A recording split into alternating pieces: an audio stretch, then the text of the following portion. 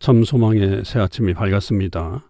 2022년 9월 29일 목요일 새벽 기도회를 시작하도록 하겠습니다. 다 같이 찬송가 438장을 찬양하시겠습니다.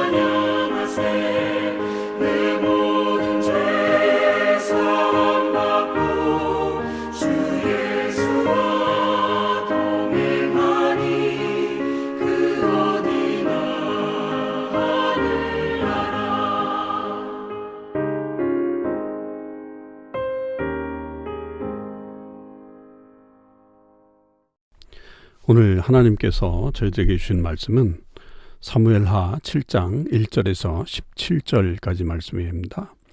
사무엘하 7장 1절에서 17절 말씀을 제가 읽도록 하겠습니다.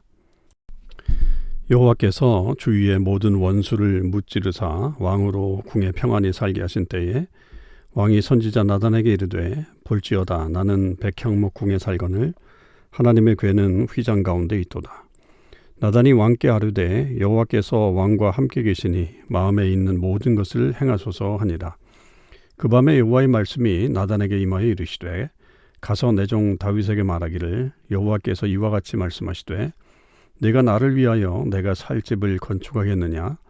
내가 이스라엘 자손을 애굽에서 인도하여 내던 날부터 오늘까지 집에 살지 아니하고 장막과 성막 안에서 다녔나니 이스라엘 자손과 더불어 다니는 모든 곳에서 내가 내 백성 이스라엘을 먹이라고 명령한 이스라엘 어느 지파들 가운데 하나에게 내가 말하기를 너희가 어찌하여 나를 위하여 백향목집을 건축하지 아니하였느냐 말하였느냐. 그러므로 이제 내 종 다윗에게 이와 같이 말하라. 만군의 여호와께서 이와 같이 말씀하시기를 내가 너를 목장 곧 양을 따르는 데에서 데려다가 내 백성 이스라엘의 주권자로 삼고 내가 가는 모든 곳에서 내가 너와 함께 있어 내 모든 원수를 내 앞에서 멸하였은즉 땅에서 위대한 자들의 이름같이 내 이름을 위대하게 만들어 주리라. 내가 또 내 백성 이스라엘을 위하여 한 곳을 정하여 그를 심고 그를 거주하게 하고 다시 옮기지 못하게 하며 악한 종류로 전과 같이 그들을 해하지 못하게 하여 전에 내가 사사에게 명령하여 내 백성 이스라엘을 다스리던 때와 같지 아니하게 하고 너를 모든 원수에게서 벗어나 편히 쉬게 하리라. 여호와가 또 내게 이르노니 여호와가 너를 위하여 집을 짓고 내 수완이 차서 내 조상들과 함께 누울 때에 내가 내 몸에서 날 내 씨를 내 뒤에 세워 그의 나라를 견고하게 하리라. 그는 내 이름을 위하여 집을 건축할 것이요 나는 그의 나라 왕위를 영원히 견고하게 하리라. 나는 그에게 아버지가 되고 그는 내게 아들이 되리니 그가 만일 죄를 범하면 내가 사람의 매와 인생의 채찍으로 징계하려니와 내가 내 앞에서 물러나게 한 사울에게서 내 은총을 빼앗은 것처럼 그에게서 빼앗지는 아니하리라. 내 집과 내 나라가 내 앞에서 영원히 보존되고 내 왕위가 영원히 견고하리라 하셨다 하라. 나단이 이 모든 말씀과 이 모든 계시대로 다윗에게 말하니라. 아멘. 오늘도 참소망의 모든 식구들과 또 이 새벽기도에 참여하는 하나님의 모든 백성들에게 주님의 은혜와 사랑이 넘치기를 주님의 이름으로 축원을 드립니다. 오늘 사무엘하 7장 1절에서 17절의 말씀은 이 사무엘하에서 굉장히 중요한 말씀에 해당하죠. 소위 말해서 다윗 언약에 대한 그런 말씀이라고 볼 수 있습니다. 이 언약에 대한 말씀은 우리가 잘 알듯이 구약 성경에서는 굉장히 중요한 내용들을 담고 있습니다. 가령 중요한 언약이 아브라함 언약이죠. 그 아브라함을 통해서 그 후손이 복을 받게 될 것이다. 그리고 내가 복의 근원이 될 것이다 라고 하는 그 말씀이 이 아브라함 언약의 아주 대표적인 이야기였고, 또 우리가 잘 아는 이제 모세 언약이 있지 않습니까? 모세 언약은 결국 이스라엘을 통해서 내 백성을 하나님께서 만드시고 그 백성을 통해서 하나님의 역사가 이루어지게 할 것이다 라고 하는 그 언약이 있습니다. 그리고 이제 오늘 우리가 중요하게 보는 이 다윗 언약이 이 말씀에 해당하는 것입니다. 근데 이 다윗 언약이 주어지는 어떤 배경들을 생각해 보면 7장 1절에 보면 여호와께서 주위의 모든 원수를 무찌르사 왕으로 궁에 평안히 살게 하신 때에 왕이 선지자 나단에게 나는 백향목 궁에 살거늘 하나님의 궤는 휘장 가운데 있다라고 하는 그런 말을 하는 것에서부터 이 언약의 어떤 배경이 이루어지고 있습니다. 결국 이 다윗이 지금 하나님의 궤를 다윗성으로 옮겨왔습니다. 그리고 난 다음에 자기의 어떤 삶에 있어서 굉장히 평안한 시기들을 보내게 되었는데, 그때 그는 가만히 그 어떤 자기의 권위나 그리고 또 평안의 시기를 누리는 것이 아니라 자기의 살고 있는 그 집은 너무나도 화려한데 하나님이 계신다고 말하는 그 하나님의 궤가 머물러 있는 곳은 너무나도 초라하기 때문에 하나님을 위해서 그 궤가 안치될 수 있는 그 성전을 지어야 되겠다라고 하는 그런 마음을 갖게 되었다라고 하는 것이죠. 이것이 굉장히 중요한 다윗에게 있어서의 하나님을 향한 마음이라고 하는 것입니다. 결국 하나님께서는 그 마음을 받으신 거예요. 그래서 결국은 다윗 언약이 이루어지게 되는데, 그러니까 이처럼 이 다윗의 삶 속에서 하나님이 중심에 있었다라고 하는 것이 매우 중요합니다. 물론 이 성전을 짓는 것은 우리가 잘 알듯이 솔로몬이 짓죠. 그리고 다윗은 그 성전을 위한 준비를 다 해주고 죽게 되는 그런 모습도 또 보여주긴 하지만 결국 이 성전이 지어지긴 합니다만 결국 이 마음을 받으신 거예요. 그러니까 다윗은 언제든지 하나님이 가장 마음의 중심에 있었고 그 하나님께서 은혜를 주셔야만 자기가 살 수 있다라고 하는 사실을 지금 고백하고 있는 것입니다. 그것이 이제 성전을 향한 마음으로 향하게 된 거고, 그것이 이제 결국 그런 마음으로 투영돼서 성전을 지어야 되겠다, 하나님의 전을 지어야 되겠다라고 하는 것으로 이 지금 나단에게 말하고 있는 거죠. 나단도 그 마음이 얼마나 귀했으면 3절에 보면 여호와께서 왕과 함께 계시니 마음에 있는 모든 것을 행하시라고 그렇게 이야기를 합니다. 그래서 결국 이 일이 굉장히 선한 일이고 그리고 하나님께서 기뻐하실 일이다라고 하는 것을 다윗도 그랬고 나단 선지자도 역시 동의하고 있는 그런 내용이라고 하는 것이죠. 결국 이 마음을 받으신 하나님께서 그러나 이제 그 밤에 나타나셔서 이 나단을 통해서 하나님의 말씀이 주어지게 되죠. 그러면서 이제 질문 하나가 던져집니다. 5절에 보면 여호와께서 이와 같이 말씀하시되 내가 나를 위하여 내가 살 집을 건축하겠느냐. 이것에 대한 이런 질문 같은 것이 나오죠. 이것은 어떤 면에서 보면 네가 건축할 수 있겠니? 라고 하는 어떤 그런 가능성에 대한 질문일 수도 있겠지만, 그러나 그 마음을 받으시면서 결국은 이 다윗을 격려해주는 그런 말씀이라고 볼 수 있죠. 그러나 하나님은 그런 말씀 다음에는 내가 애굽에서 인도하여 내던 날부터 어떤 집의 건축 안에 거하는 것이 아니라 늘 성막과 그리고 또 장막 안에서 다녔다. 같은 말이겠죠. 그래서 그렇게 이동하며 다녔기 때문에 사실은 내가 어떤 그 거할 집이 필요하지 않다. 그렇게 말씀하시는 겁니다. 이건 하나님의 어떤 특성을 말씀해 주시는 거죠. 그러니까 하나님은 어디에나 계시는 분이시다라고 하는 것을 말씀하고 있는 것이고, 어느 한 장소에 꼭 머물러 있어서 제한된 존재가 되지 않는다라고 하는 것도 역시 말씀해 주고 있는 그런 내용입니다.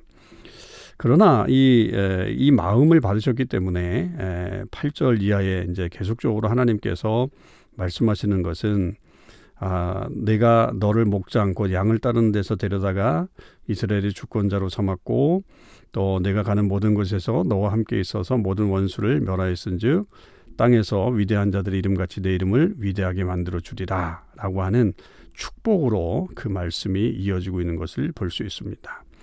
그러니까 이렇게 이 다윗의 어떤 귀한 마음, 하나님은 비록 어떤 한 장소에 머물러 계시는 분으로 그렇게 살기를 원하시진 않지만, 또 그것이 또 하나님께서 원하시는 그런 모습은 아니지만, 이런 마음을 갖고 있는 다윗에게 분명한 축복을 내려주시는 것을 볼 수 있습니다.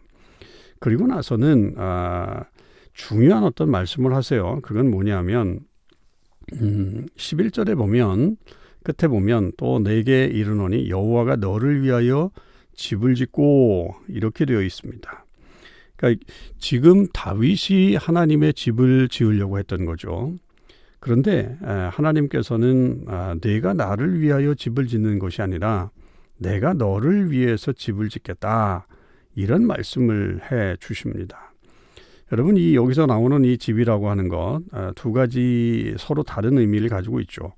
그러니까 다윗의 입장에서는 하나님의 집을 짓는다라고 하는 것은 성전을 말하는 거겠죠, 분명히. 그런데 지금 하나님 측에서 다윗의 집을 짓는다라고 하는 것은 다윗이 살 집을 말하는 게 아니잖아요. 이미 다윗은 왕궁을 지었기 때문에 다윗이 살고 있는 어떤 또 다른 집을 지어주겠다, 그런 말이 아니라 결국 다윗의 왕권을 세워주시겠다라고 하는 것을 그렇게 말씀하고 있는 것입니다. 그러니까 지금 서로 다른 의미를 가지고 있어요. 그런 속에서도 그러나 이 두 가지 의미 속에는 분명히 다윗은 하나님의 영광을 위한 집, 그리고 하나님은 다윗의 어떤 그 권력을 계속 지켜주시겠다라고 하는 다윗의 영화를 위한 어떤 그런 일들, 그 내막의 어떤 영화로움 같은 것들은 공유할 수 있지만 그 내용 면에서는 조금 차이가 있는 것을 볼 수 있습니다. 자, 그럴 때 우리가 좀 생각해 봐야 될 것은, 여러분, 우리가 하나님을 위한 집을 우리가 하나님을 위해서 우리가 무엇을 할 것인가, 아니면 하나님께서 우리를 위해서 해주신 것이 더 좋은가, 이것을 늘 우리는 먼저 좀 생각해 보고, 하나님께서 우리를 위해서 해주시는 것이 훨씬 더 낫다라고 하는 것을 우리는 늘 인식하고 또 그것을 바라는 삶이 필요하다는 거죠. 하나님께서 우리를 위해서 행하시는 일이라고 한다면 그것은 굉장히 놀라운 일이 될 것입니다. 그런데 이제 그렇게 하기 위해서는 결국 이 다윗이 가지고 있었던 그 마음을 역시 우리도 가지고 있어야 된다라고 하는 사실입니다. 그러니까 서로 통하는 거죠. 그러니까 우리와 하나님과의 어떤 마음이 서로 통하는 관계가 되는 것, 그것이 굉장히 중요한 어떤 단서가 될 수 있습니다. 그러고 나서 결국 하나님께서 우리를 위해서 행하시는 일들을 더 기대하는 것, 그리고 그것이 더 우리에게 안전한 삶을 줄 수 있다라고 하는 것을 우리가 언제든지 믿음으로 받아들이고 그것을 기대하며 사는 삶이 중요하다라고 하는 것이죠. 자, 그래서 하나님이 이 다윗의 왕권을 계속적으로 지켜주시겠다라고 하면서 구체적으로 하나님께서 말씀하시는 게 뭐냐면 내 수완이 차 12절에 보면 내 수완이 차서 내 조상들과 함께 누울 때에 내가 내 몸에서 날 내 씨를 내 뒤에 세워서 그의 나라를 견고하게 하리라. 그렇게 말씀하고 있는 것을 볼 수 있습니다. 여러분, 이게 다윗에게 있어서는 아주 큰 위로가 되는 것임을 알 수 있습니다. 왜냐하면 먼저 왕인 사울을 생각해 보는 거죠.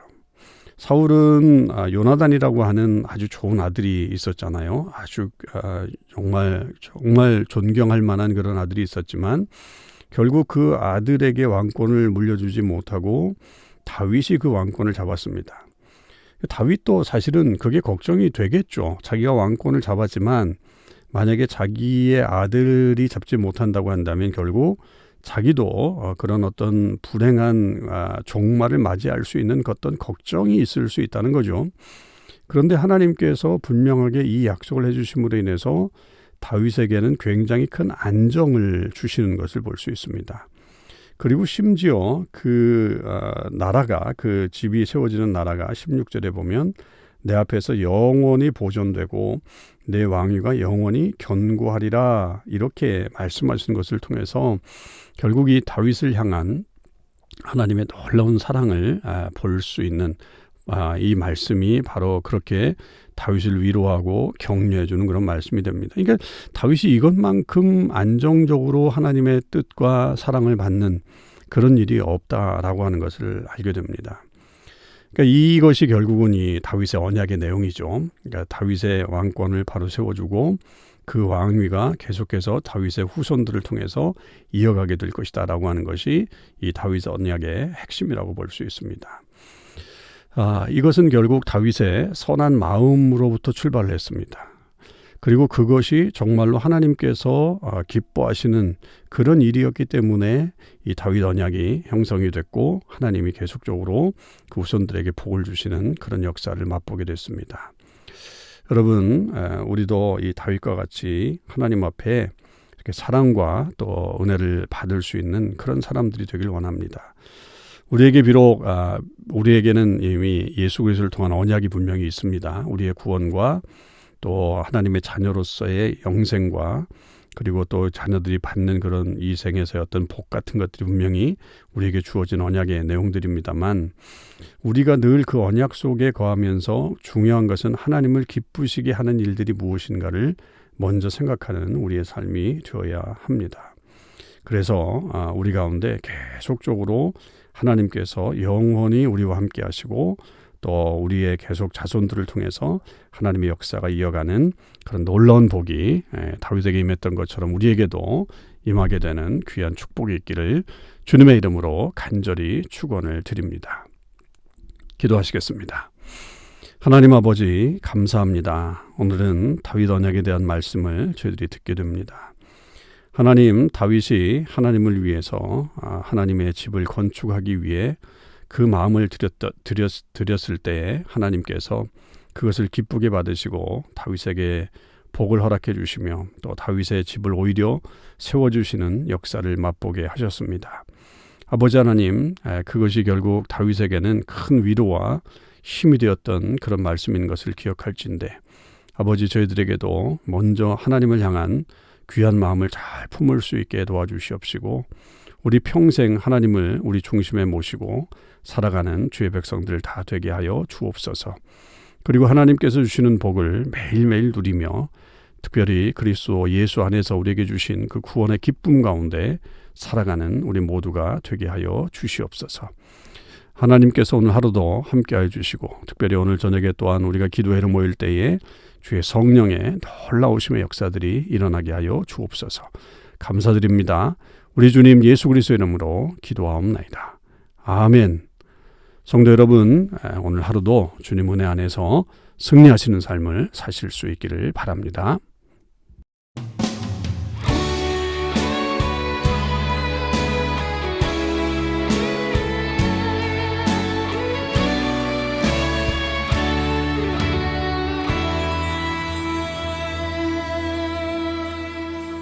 전능하신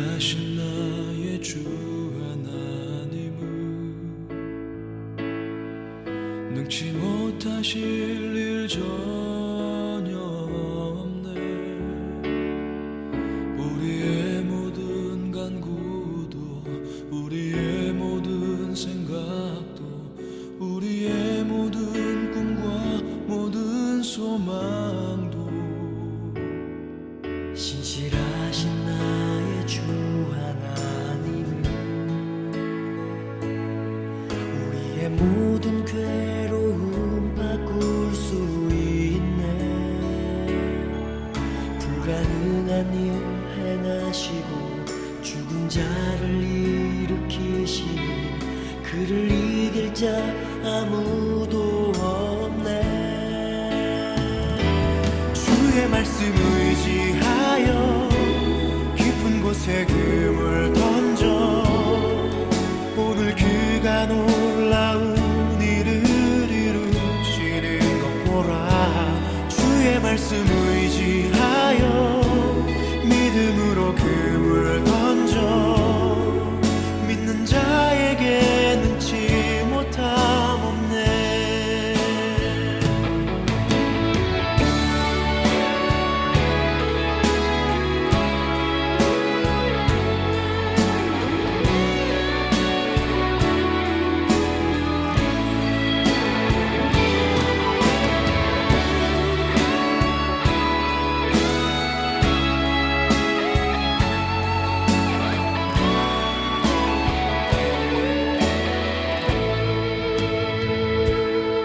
전능하신 나의 주 하나님은 능치 못하실 일 전혀 없네. 우리의 모든 간구도 우리의 모든 생각도 우리의 모든 꿈과 모든 소망도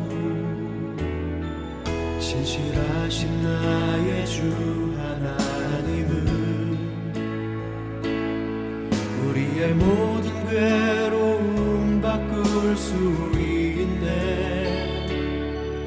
불가능한 일 행하시고 죽은 자를 일으키시니 그를 이길 자 아무도 없네. 주의 말씀 의지하여 깊은 곳에 금을 던져 오늘 그가 놀라운 일을 이루시는 믿음으로 주의 말씀 의지하여 믿음으로 금을 던져 믿는 자에게 능치 못함 없네. 주의 말씀 의지하여